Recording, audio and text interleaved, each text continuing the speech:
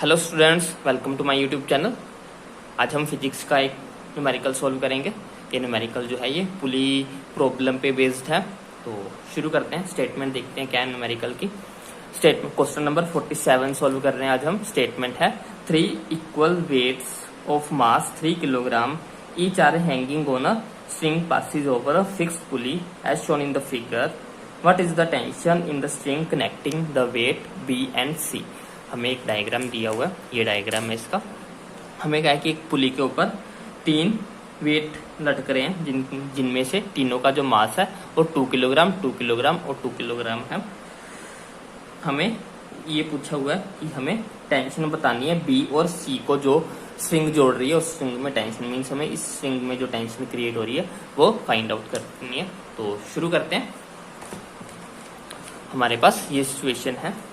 हमें कहा है कि 3 वेट्स हैं हमारे पास जिनका मास जो है वो 2 किलोग्राम है। तीनों का ही मास 2 किलोग्राम गिवन है। हमें ये बताना है कि जो टेंशन इस स्ट्रिंग में लगेगी वो टेंशन कितनी होगी। तो पहले हम टेंशन लिख लेते हैं। सपोज यहाँ पे इस स्ट्रिंग में इस वेट के कारण एक टेंशन लग रही है T1। सिमिलर यहाँ नीचे इस तरफ लगेगी T1।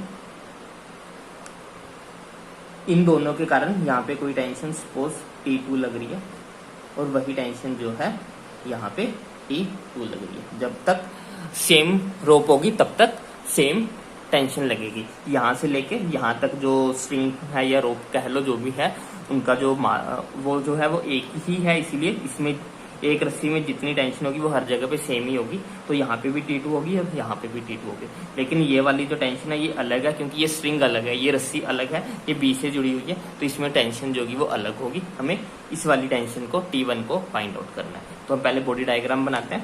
ये जो है इसका जो वेट है वो नीचे की तरफ लगेगा mg। सिमिलर इसका वेट भी नीचे की तरफ लगेगा mg। तो फ्री बॉडी डायग्राम बनाते हैं पहले ए के लिए।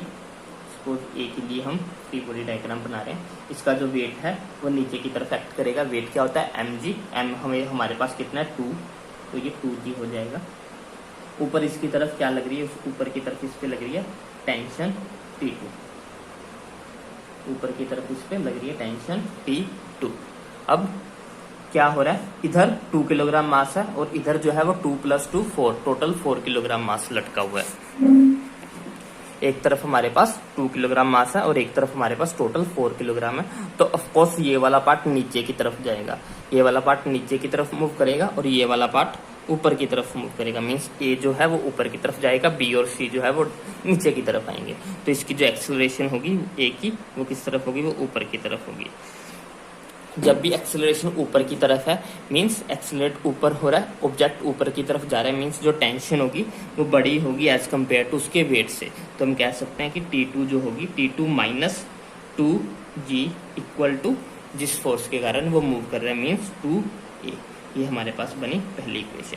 2a इसका मास किस एक्सेलरेशन से वो ऊपर जा रहा है। जो भी फोर्स इसको ऊपर लेके जाने के लिए रिस्पॉन्सिबल होगा वो कितना होगा, जितनी टेंशन इस पे लग रही थी वो माइनस जो इसका वेट नीचे की तरफ लग रहा था। इन दोनों का सब्सट्रैक्शन टेंशन T2 - 2g जो होगा वो इक्वल टू होगा वो फोर्स जो उसे ऊपर की तरफ लेके जाने के लिए रिस्पॉन्सिबल है। तो ये फोर्स का ही फॉर्मूला लिखा है F = ma। तो ये हो गया हमारे पास एक इक्वेशन। अब आते हैं, अब ये था फॉर ए के लिए। अब बी के लिए आते हैं फॉर बी के लिए फ्री बॉडी डायग्राम बनाते हैं। इस पे इसका वेट नीचे की तरफ लग रहा है वो कितना है 2g, क्योंकि मास तो 2 किलोग्राम ही है। उसके अलावा इस पे ये टेंशन भी है जो नीचे की तरफ लग रही है, मीन्स इस पे एक और फैक्टर नीचे की तरफ लग रहा है T1। ओके, और ऊपर की तरफ क्या लग रही है, ऊपर की तरफ इस पे लग रही है T2 टेंशन।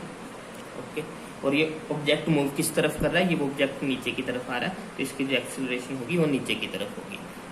नीचे की तरफ होगी मीन्स ये दोनों फैक्टर्स बड़े होंगे एज कम्पेयर टू इस टेंशन से, इसीलिए वो नीचे की तरफ आ रहा है। मीन्स हम लिख सकते हैं 2g + T1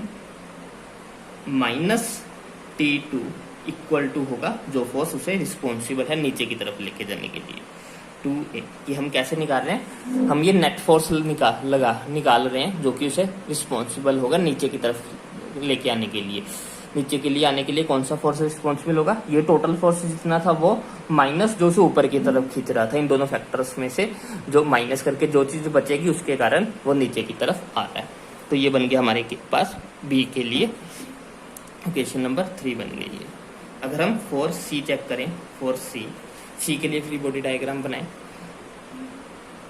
सी का नीचे की तरफ क्या उसका वेट लग रहा है 2G, ऊपर की तरफ उस पर लग रही है एक टेंशन T1, ऊपर की तरफ उस पर एक टेंशन लग रही है T1। ये आ किधर को रहा है, ये भी नीचे की तरफ ही आ रहा होगा, ठीक है। तो इसकी भी इक्वेशन लिखते हैं। तो ये नीचे की तरफ आ रहा है, मीन्स इसका 2G जो फैक्टर होगा वो बड़ा होगा एज कम्पेयर टू T1। तो 2G minus T1 is equal to का जो फोर्स रिस्पॉन्सिबल होगा उसे नीचे लाने के लिए, मीन्स 2A।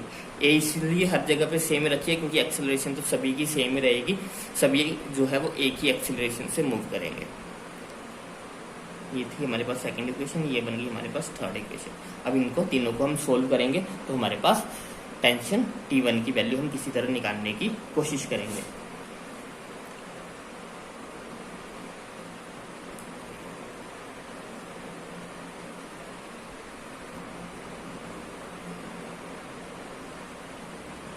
अगर हम इक्वेशन नंबर 1 और इक्वेशन नंबर 3 को कंपेयर करें तो हम देखेंगे कि जो इसका ये वाला पार्ट है, राइट हैंड साइड है, वो दोनों बराबर है। तो इट मीन्स इसकी जो लेफ्ट हैंड साइड है वो भी बराबर होनी चाहिए।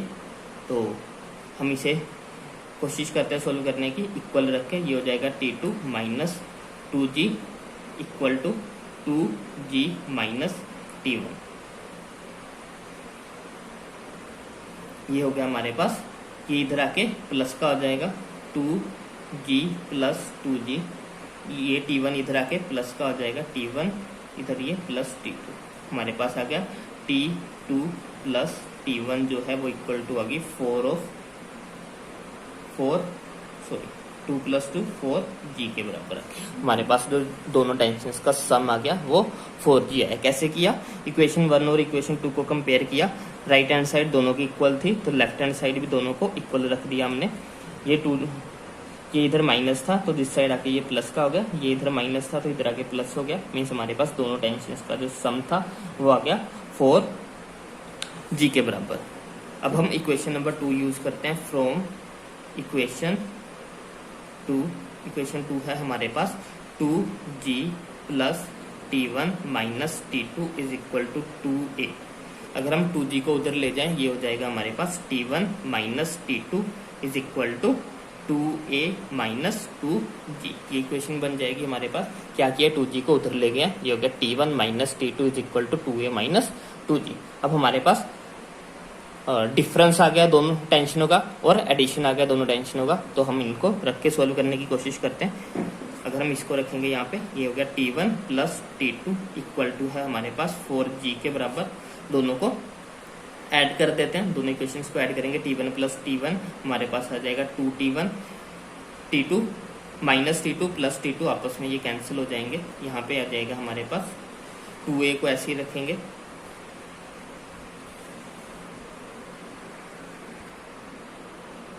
ये हमारे पास हो गया 2A को ऐसे रखा, ऐड कर रहे हैं तो माइनस प्लस माइनस 4 में से 2 माइनस करेंगे, हमारे पास प्लस 2G आ जाएगा। तो यहाँ से अगर हम 2 को कॉमन निकाल लेंगे तो 2 कैंसिल हो जाएगा, हमारे पास एक्सप्रेशन आएगा T1 इज इक्वल टू हो जाएगी A प्लस G के एक्सेलरेशन प्लस। अब हमें बस एक्सेलरेशन निकालनी है तो हमारे पास टेंशन आ जाएगी। अब हम ये देखते हैं कि हम एक्सेलरेशन निकाल कहाँ से सकते हैं। हमारा जो नेक्स्ट टारगेट है वो है एक्सेलरेशन को फाइंड आउट करना। हम इन्हीं 3 इक्वेशन को यूज करके एक्सेलरेशन फाइंड आउट करने की कोशिश करते हैं। 3 इक्वेशंस क्या थी हमारे पास, मैं यहाँ पे एक बार लिख लेता हूँ। ये 3 इक्वेशंस थी हमारे पास। यहाँ से हम पहली इक्वेशन से टेंशन निकालते हैं तो T2 हमारे पास आ जाएगी 2A प्लस 2G।